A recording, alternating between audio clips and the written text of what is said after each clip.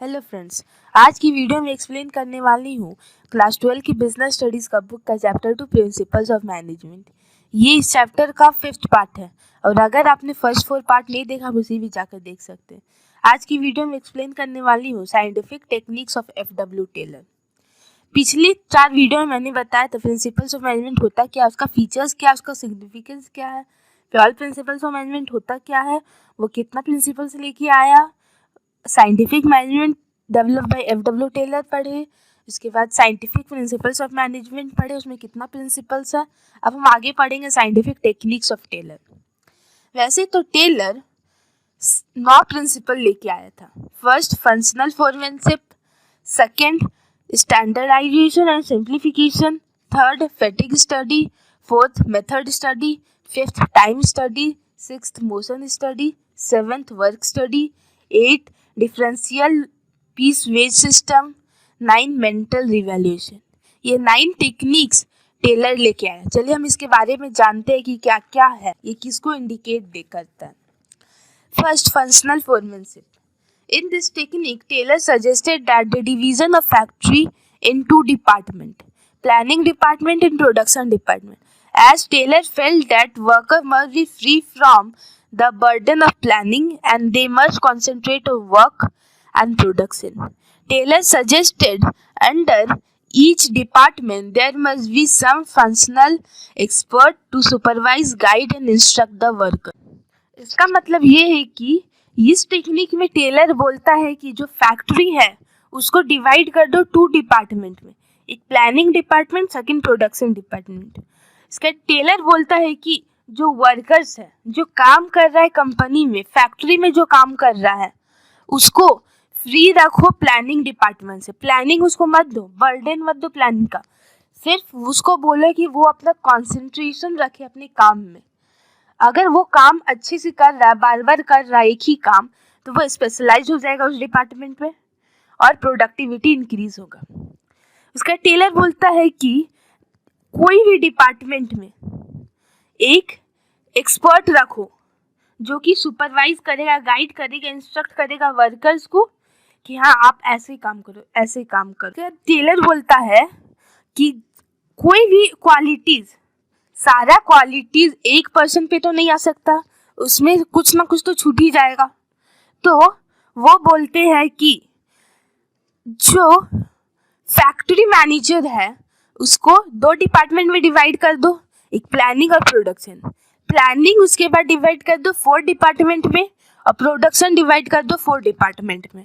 तो total 8 department हो गया और ये सब हैंडल करेगा वर्कर्स।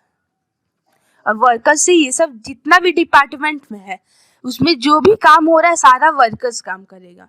और उसमें सारे डिपार्टमेंट में एक एक्सपर्ट रख दो जो सुपरवाइज करेगा, गाइड करेगा अपने वर्कर्स को कि हाँ आप ऐसे काम करो, ऐसे काम करो। उसके बाद जो 8 डिपार्टमेंट में डिवाइड कर दिया गया है, उसके अंडर प्लानिंग डिपार्टमेंट में 4 आता है और प्रोडक्शन डिपार्टमेंट में 4 आता है।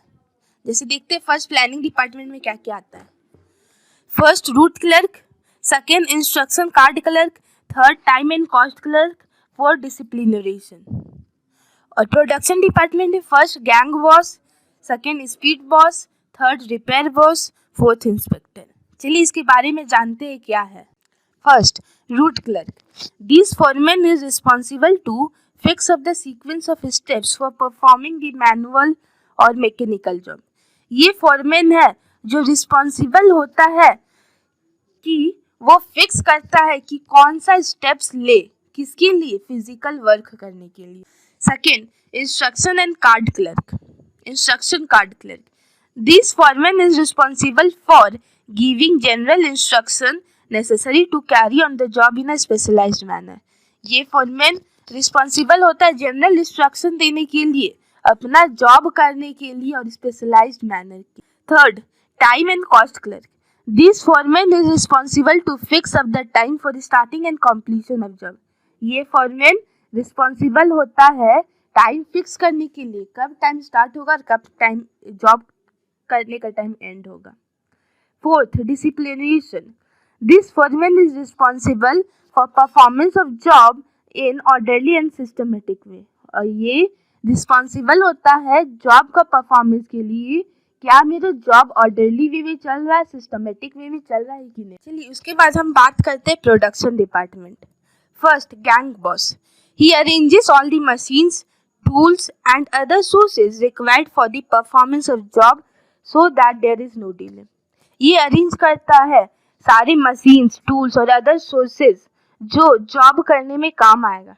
जो काम है वो हमको आसानी से उस समय मिल सकता है। अरेंज करके रख देगा तो जल्दी जल्दी काम हो जाएगा, उसको बोलते हैं गैंग बॉस। गैंग बॉस वो काम करता है, अरेंज करके रखता है सारे इक्विपमेंट, सारे resource. Second, speed boss. This foreman ensures timely completion of job.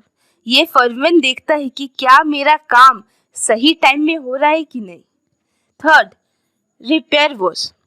This boss ensures that machines and tools are kept in working condition. ये देखता है क्या मेरा कंपनी का, क्या मेरा ऑर्गेनाइजेशन का सारा मशीन, सारा टूल्स अच्छे से काम कर रहा है कि नहीं।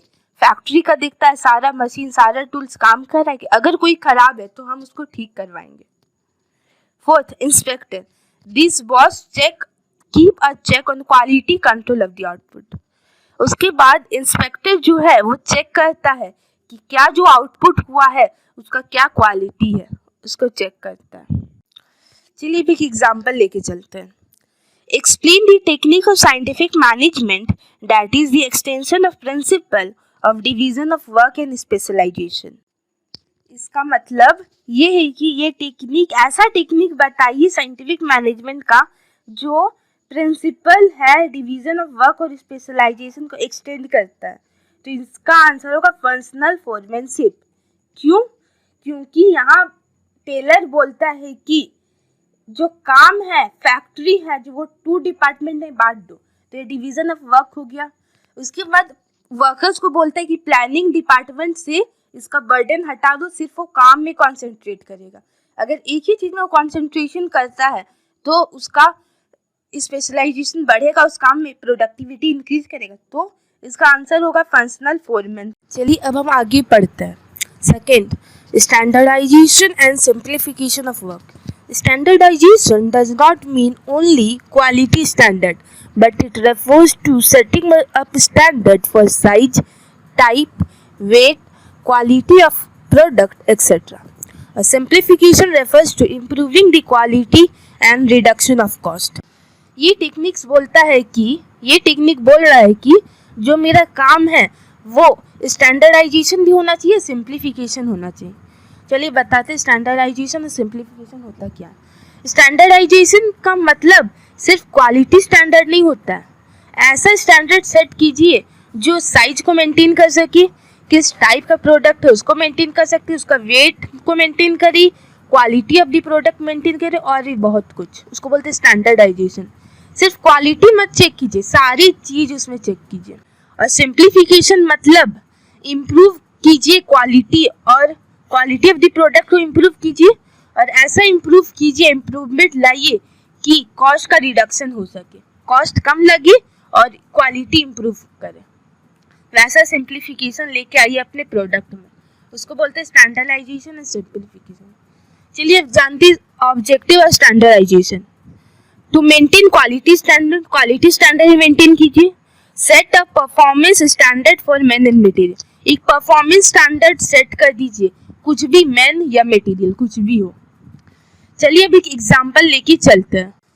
Example, identify the techniques of Taylor which bring uniformity and standardisation in work. इसका आंसर होगा टेक्निक ऑफ स्टैंडर्डाइजेशन। क्यों? यहाँ बोल रहा है ऐसा टेक्निक टेलर का बताइए जो यूनिफॉर्मिटी एंड स्टैंडर्डाइजेशन दोनों लेके आ रहा है वर्क में, तो इसका आंसर होगा टेक्निक ऑफ स्टैंडर्डाइजेशन। चलिए हम आगे चलते हैं। Third technique, fatigue study. This technique of scientific management is conducted to find out first the frequency of rest interval, second duration of rest interval, third the number of rest interval। ये technique बोलता है कि जब भी हम fatigue study conduct करें सिर्फ 3 चीज हमको याद रखना होगा। First, frequency of rest interval, second duration of rest interval, third number of rest interval. सिर्फ 3 चीज याद रखिए, समझ में आ जाएगा कि फैटिग स्टडी है कि नहीं। First frequency, duration, third number. चलिए आगे पढ़ते क्या बोल रहा है टेलर।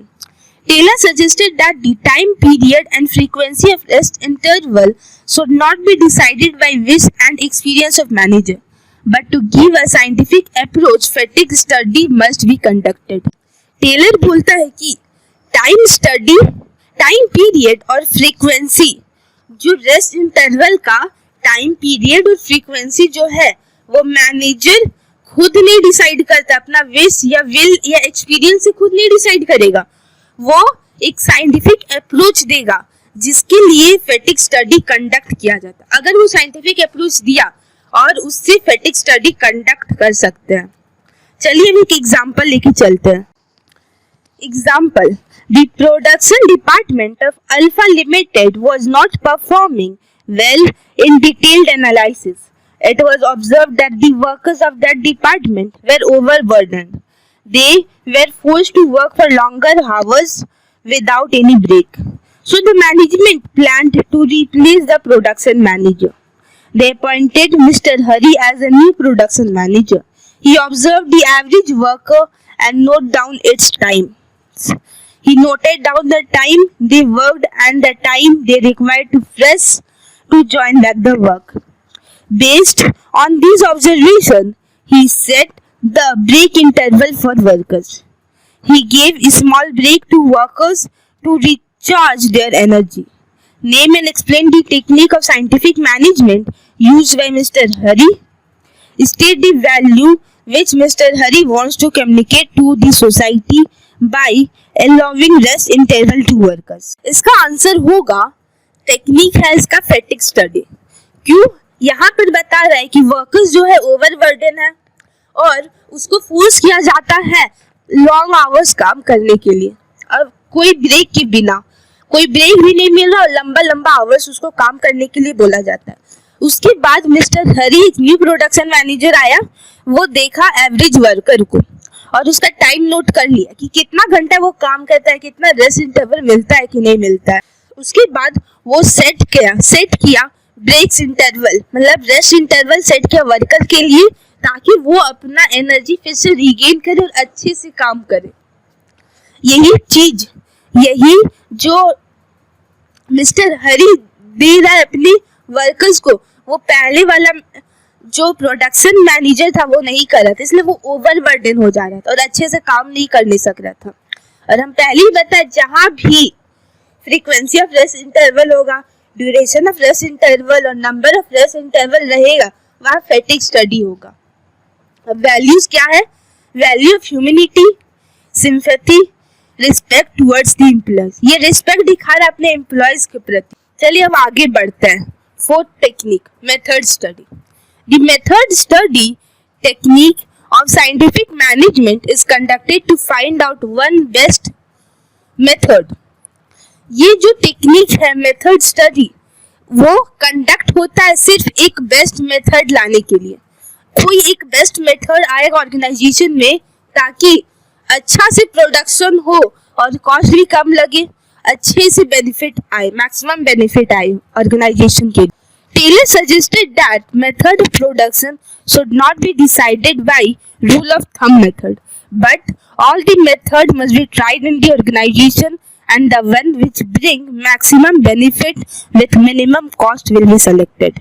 टेलर सजेस्ट करता है कि जो मेथड ऑफ प्रोडक्शन है वो डिसाइड अपने रूल ऑफ थंब से डिसाइड मत करो, मतलब कि मैनेजर का विश या विल या पास्ट एक्सपीरियंस से मत डिसाइड करो। जितना सारा मेथड है सबको ऑर्गेनाइजेशन में ट्राई करो, एक बार ट्राई करो कीजिए, उसके बाद जो मैक्सिमम बेनिफिट है और मिनिमम कॉस्ट के साथ वो सेलेक्ट कीजिए। चलिए अब एक एग्जांपल लेके चलते हैं। Example, mister Mukesh used to manufacture shoes by employing labour who were easily available. When his son, after completing his MBA, joined a business, he analyzed that if we use capital-intensive method by using a machine, it will reduce the cost and the quality of shoes will also improve. Which technique of scientific management is used by Asian? What is the objective of their technique? इसका answer होगा ये technique use कर रहा है method study. क्यों? जो mister Mukesh है वो लेबर एम्प्लॉय करता है अपने शूज को बनाने के लिए, पर उसका सर ने जो MBA कर चुका है और MBA जॉइंट बिजनेस, तो वो बोला कि हम कैपिटल इंटेंसिव टेक्निक यूज करेंगे, मतलब मशीन से काम करवाएंगे जिससे मेरा कॉस्ट भी रिड्यूस हो जाएगा और क्वालिटी जो है शूज का वो भी इम्प्रूव कर। और इसका ऑब्जेक्टिव है finding the best method of doing job. ये बेस्ट मेथड चुना ताकि इससे कॉस्ट भी रिड्यूस हो गया और क्वालिटी भी इम्प्रूव हो गया, मतलब मैक्सिमम बेनिफिट हो रहा है ऑर्गेनाइजेशन में। चलिए अब नेक्स्ट टेक्निक चलते हैं time study. This technique of time study is conducted to find out A. Standard time required to perform a job. B. Setting up standard target for workers. C. Determining the number of workers required to perform a job. D. Categorizing the workers in efficient and ineffective categories. चलिए जानते हैं कि time study जब conduct होता है तो क्या क्या देखा जाता है। First, standard time. देखो, एक काम करने के लिए कोई भी जॉब मिला उसके स्टैंडर्ड टाइम क्या है कंप्लीट होने में जॉब का। Setting a standard target of for worker, एक स्टैंडर्ड टारगेट सेट कर दीजिए वर्कर्स के लिए। Third, determining the number of workers required to perform a job, देखिए कि एक काम करने के लिए कितना वर्कर्स का जरूरत होता है। Fourth, D categorising the workers in efficient and inefficient categories, और वर्कर्स को कैटेगराइज करो, जो इफिशिएंट है और जो इनएफिशिएंट है अलग अलग करो। उसके बाद देखते हैं टेलर क्या बोलता है। Taylor suggested that the time required to perform the job should not be decided by institution will and wish of manager, but time study will be conducted to determine the standard time scientifically.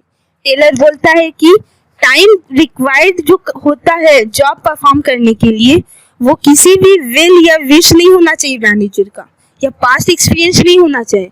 Time study conduct करो और देखो कौन सा standard time लग रहा है कुछ भी काम करने के लिए। चलिए अब एक एग्जांपल लेके चल। एग्जांपल है, it was observed that the standard time taken to procure one box is 15 minutes. तो इसका आंसर होगा टाइम स्टडी। क्यों? इसमें बता रहा है कि स्टैंडर्ड टाइम क्या लग रहा है एक बॉक्स बनाने के लिए, वो है 15 मिनट्स। अगर जहां भी स्टैंडर्ड टाइम दे देगा तो वो हम जानेंगे कि वो टाइम स्टडी।